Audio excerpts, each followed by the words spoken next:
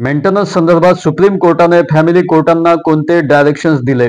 मेंटेनन्सची amount decide करण्यासाठी supreme कोर्टाने कोणते ॲडिशनल फॅक्टर्स सांगितले? रजनेश व्हर्सेस नेहा या जजमेंटमध्ये डोमेस्टिक व्हायलन्स ॲक्ट मधील कोणत्या प्रोव्हिजन्स सुप्रीम कोर्टाने सांगितल्या? लहान मुलांच्या मेंटेनन्सकरिता सुप्रीम कोर्टाने कोणती अट सांगितली? मेंटेनन्सच्या केसेसमध्ये देण्यात येणारे ॲफिडेव्हिट ऑफ डिस्क्लोजर यामध्ये देण्यात येणारी माहिती चुकीची दिली तर त्याचा काय परिणाम होऊ शकतो व त्यावर कोणता उपाय आहे? माहिती करून घेऊया रजनेश व्हर्सेस नेहा पार्ट 6 मध्ये.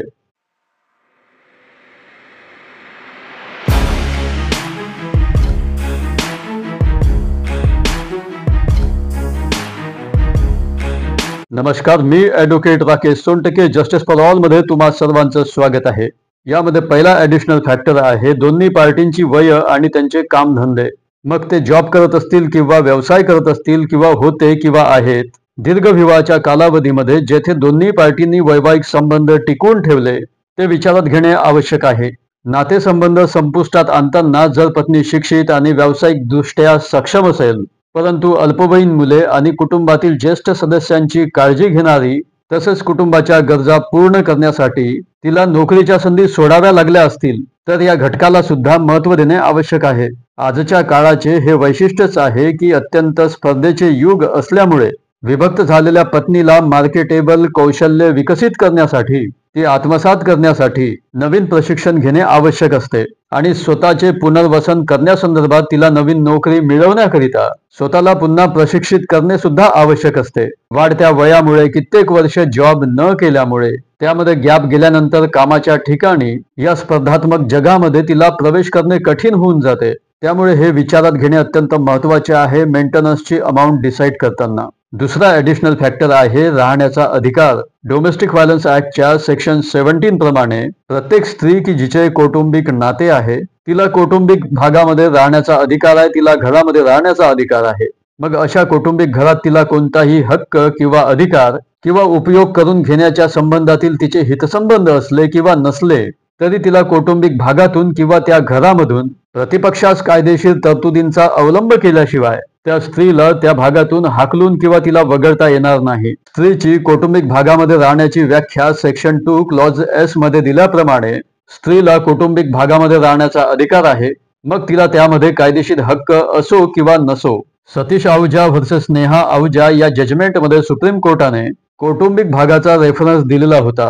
कौटुंबिक भाग म्हणजे अशा घरात जिथे पीडित व्यक्ती राहत असेल किंवा एका विशिष्ट स्थितीमध्ये घरगुती नातेसंबंधाने एकटी किंवा प्रतिपक्षाबरोबर राहिली असेल आणि अशा घराचा समावेश होईल की जे स्वतःचे अथवा भाडेकरी म्हणून किंवा संयुक्तिकरित्या पीडित व्यक्तीचे असेल, पीडित व्यक्ती आणि प्रतिपक्षाचे असेल किंवा स्वतःचे किंवा भाडेकरू म्हणून ते राहत असतील किंवा दोघांपैकी एकाचे असेल किंवा दोघांपैकी एकाचा हितसंबंध किंवा अधिकार असेल किंवा मग दोघांमध्येही समानता असेल ज्यामध्ये असे घर की ज्यामध्ये एकत्र कुटुंब असेल आणि त्या कुटुंबाचा प्रतिपक्ष हा सदस्य म्हणून राहिला असेल.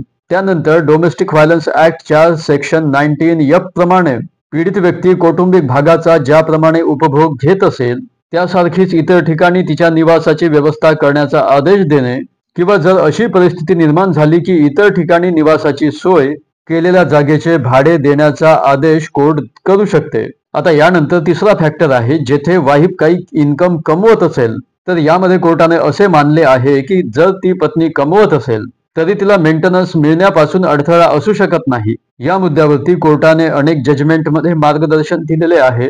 त्यामध्ये चतुर्भुज व्हर्सेस सीताबाई, विपुल लखनपाल व्हर्सेस पूजा शर्मा यामध्ये कोर्टाने मान्यच केले आहे की केवळ वाईफ कमवते आहे म्हणून तिचे मेंटेनन्स फॅमिली कोर्टाने कमी करणे हे योग्य नाही. कोर्टाने हे ठरवायला पाहिजे की तिचे इन्कम हे तिला मेंटेन करण्याकरिता पुरेसे आहे का, तेही तिच्या नवऱ्याच्या लाईफस्टाईल प्रमाणे जीवन जगत आहे का. निर्वाह करणे म्हणजे केवळ जीवन जगणे असा याचा अर्थ होत नाही. सुनीता कछवा व्हर्सेस अनिल कछवा या जजमेंटमध्ये सुप्रीम कोर्टाने सांगितले की पत्नी ही पोस्ट ग्रॅज्युएट होती आणि ती जबलपूरमध्ये शिक्षिका होती. तेव्हा हजबंडचे म्हणणे होते की तिला तिचे पुरेसे उत्पन्न असल्यामुळे तिला आर्थिक मदतीची आवश्यकता राहत नाही. तेव्हा सुप्रीम कोर्टाने यावरती म्हटले की ती काही उत्पन्न कमवत होती, केवळ या ग्राउंडवरती तिचा मेंटेनन्सचा क्लेम नाकारला जाऊ शकत नाही. आता यानंतरचा चौथा फॅक्टर हा लहान मुलांच्या मेंटेनन्सचा आहे.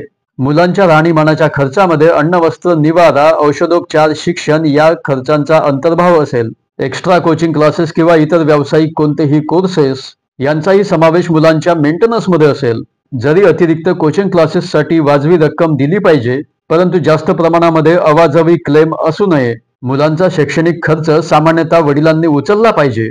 जरी मग काम करणारी पत्नी असेल आणि ती पुरेसे उत्पन्न कमवत जरी असेल, तेव्हा मात्र दोन्ही पार्टींनी मुलांचा खर्च समप्रमाणामध्ये वाटून केला पाहिजे. आता 5वा फॅक्टर आहे गंभीर अपंगत्व किंवा आजारपण. जोडीदाराचे गंभीर अपंगत्व किंवा आजार, विवाहातून झालेली मुलं, अवलंबून असलेले नातेसंबंध, ज्यांना कायम देखभालीची गरज असते आणि त्यांचा नेहमीचा खर्च हे घटक विचारात घेणे आवश्यक राहील. आणि आता शेवटला 6वा फॅक्टर आहे मेंटेनन्स कोणत्या तारखेपासून देण्यात यावे. आता या संबंधामध्ये हिंदू मॅरेज ऍक्टमध्ये कुठलीही प्रोव्हिजन नाही की कोणत्या तारखेपासून मेंटेनन्सचा ऑर्डर देण्यात आला पाहिजे. त्याचप्रमाणे डोमेस्टिक व्हायलन्स ऍक्टच्या सेक्शन 12 मध्ये सुद्धा दिलेले नाही की कोणत्या तारखेपासून मेंटेनन्स देण्यात यावे.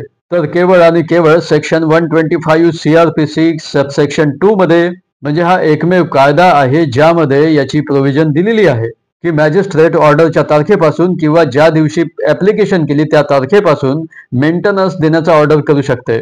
आता आपण येथून पुढे रजनेश वर्सेस नेहा या जजमेंटमध्ये सुप्रीम कोर्टाने मेंटेनन्स करिता कोणते डायरेक्शन्स दिलेले आहेत ते पाहू. यामध्ये नंबर 1, मेंटेनन्स कोर्टाने ऍप्लिकेशनच्या तारखेपासून किंवा सेक्शन 125(2) CRPC प्रमाणे ऑर्डरच्या तारखेपासून द्यावे.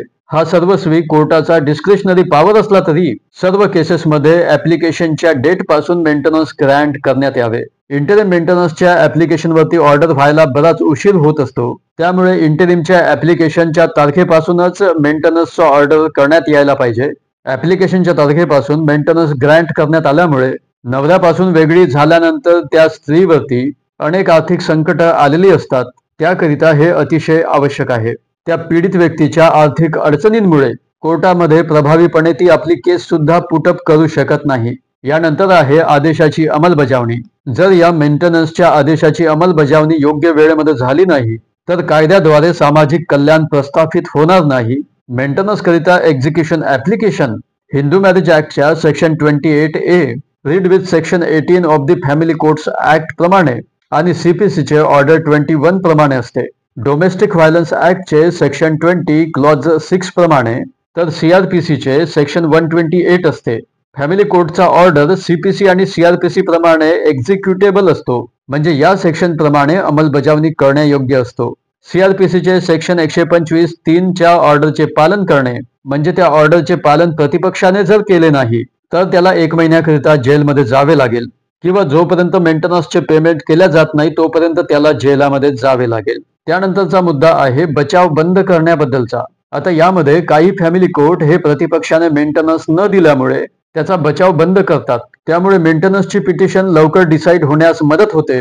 परंतु प्रतिवादीचा बचाव बंद करणे हा शेवटला पर्याय असला पाहिजे की जेव्हा कोर्टाच्या लक्षात येते की मेंटेनन्स जाणून बुजून देत नाही, विशेष म्हणजे जेव्हा पत्नी बेरोजगार असते आणि तिला मुलं असतात, अशा परिस्थितीमध्येच प्रतिवादीचा बचाव बंद करता येईल. परंतु तातडीने सुरुवातीलाच बचाव बंद करता येणार नाही. आता यानंतरचे जे डायरेक्शन आहे ते ऑर्डरच्या एन्फोर्समेंट संबंधामध्ये, त्यामध्ये सुप्रीम कोर्टाने सांगितले की मेंटेनन्सचा ऑर्डर असो की डिक्री असो, ते सिव्हिल कोर्टाच्या डिक्रीप्रमाणे त्याची अंमलबजावणी व्हायला पाहिजे.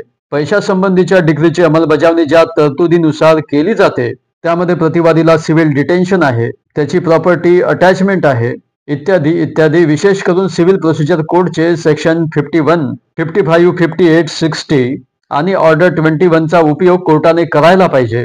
त्यानंतर सुप्रीम कोर्टाने सांगितले की योग्य त्या कोर्टामध्ये कोर्टाचा अवमान केल्याची कार्यवाही सुरू करता येते. आता शेवटल्या डायरेक्शन्स मध्ये सुप्रीम कोर्टाने काही अत्यंत महत्वाच्या मुद्द्यांना हात घातलेला आहे. त्यामध्ये नंबर 1 आहे की वेगवेगळ्या कोर्टामध्ये वेगवेगळे ऑर्डर्स होत असतात तेव्हा त्यांच्यामध्ये कॉम्प्लिकेशन्स निर्माण होऊ शकतात. तर जेव्हा वेगवेगळ्या कायद्याद्वारे वेगवेगळ्या कोर्टामध्ये मेंटेनन्सचे क्लेम पार्टीद्वारे केले जातात तेव्हा कोर्टांना पूर्वी झालेल्या ऑर्डरची रक्कम आणि आपण ग्रँट करत असलेली रक्कम यामध्ये ऍडजस्टमेंट करता यायला पाहिजे किंवा जास्तीची असेल तर ती रक्कम कमी सुद्धा करता यायला पाहिजे. म्हणजे नंतरच्या ऑर्डरमधील रक्कम ही ऍडजस्ट किंवा सेट ऑफ करायला पाहिजे. ऍप्लिकंटने आधीच्या केसेसमधील कार्यवाही व त्यामध्ये झालेला ऑर्डर नंतरच्या कार्यवाहीमध्ये कोर्टासमोर उघड केला पाहिजे. हे मॅन्डेटरी आहे. नंबर 3, जर पूर्वीच्या ऑर्डरमध्ये काही बदल किंवा सुधार करण्याची आवश्यकता असेल तर तो त्याच कार्यवाहीमध्ये करणे आवश्यक असेल. नंबर 4, सर्व मेंटेनन्सच्या केसेसमध्ये दोन्ही पार्टींनी ॲफिडेव्हिट ऑफ डिस्क्लोजर देणे बंधनकारक आहे, मॅन्डेटरी आहे. तर हे होते रजनेश वर्सेस नेहा जजमेंट, जे मेंटेनन्सच्या सर्वच केसेसला लागू आहे. यामध्ये जे डायरेक्शन्स, जे ठराविक मुद्दे सुप्रीम कोर्टाने डिस्कस केले त्याचा उपयोग दोन्ही पार्टी आपल्या केसेसमध्ये करू शकतात. या जजमेंटमुळे ॲफिडेव्हिट ऑफ डिस्क्लोजर मेंटेनन्सच्या सर्वच केसेसमध्ये देणे बंधनकारक केले, ज्यामुळे कोर्टापुढे सत्य यायला लागले.